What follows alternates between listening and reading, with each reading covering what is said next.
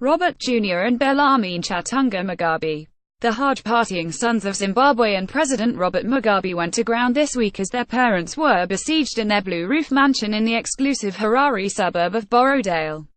Close friends and confidants of the young men, Robert Jr. 25 and Chatunga Bellarmine 21, say they have been holed up at the mansion in the exclusive Johannesburg suburb of Sandhurst, which a company owned by their half-brother, Russell Goraza 33, bought for $43 million in February. They are still in Sandhurst and they are not allowed to go clubbing, one of the sources told City Press this week. Their bodyguards were given instructions to make sure they don't go anywhere. But other friends of the Mugabe brothers showed City Press WhatsApp conversations they had with them, in which they insisted they were back home in Zimbabwe. Another close friend of the brothers told City Press this week that they were sent straight to their parents' home in Zimbabwe after a controversial video went viral last week. In it, Bellarmine is seen at a popular Sandton nightclub, flaunting an expensive watch and bragging about his father's power. In the video, Bellarmine is seen pouring a bottle of Armand de Brignac Ace of Spades champagne worth thousands of rands over his diamond-encrusted watch, which he previously bragged was worth $850,000.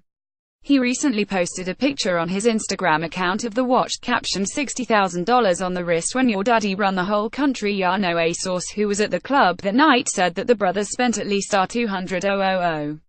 They were in a jovial mood, they were washing their hands with champagne, he said. After this, their parents were very angry and the boys were reprimanded, added another friend.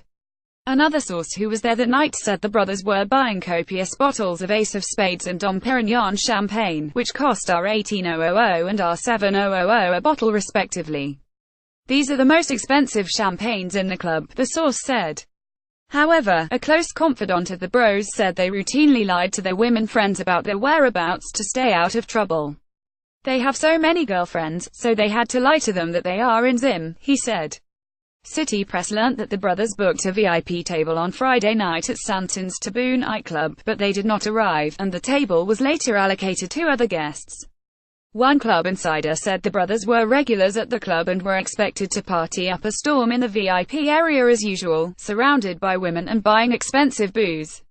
Spotted in the club's VIP section on Friday night were Eastern Cape politicians Andile Lungisa and Terra Sentuthu and South African Student Congress Secretary General Thembani Makata, who partied until the early hours of the morning. City Press spent much of the week outside the brothers' home in Sandhurst, which was deathly quiet. No cars were spotted arriving or leaving the premises. However, the brothers have no choice but to show their faces in South Africa next weekend because they are bringing top Nigerian musician and songwriter, Augustin Miles Kelechi, known to his fans as Techno, to the country.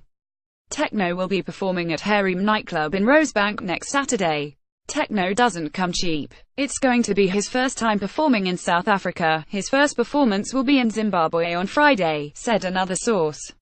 The boys' dad wanted them to cancel Techno's tour because of the Zimbabwe saga, but the boys begged him and promised to do things right this time around, said a woman friend of the brothers, adding that they've spent a fortune to bring Techno to South Africa and it took them months to convince him to come to the country. A lot of South African promoters have tried to bring Techno to South Africa but they failed because no one could afford him. But only the Mugabe boys have managed to, so, she added.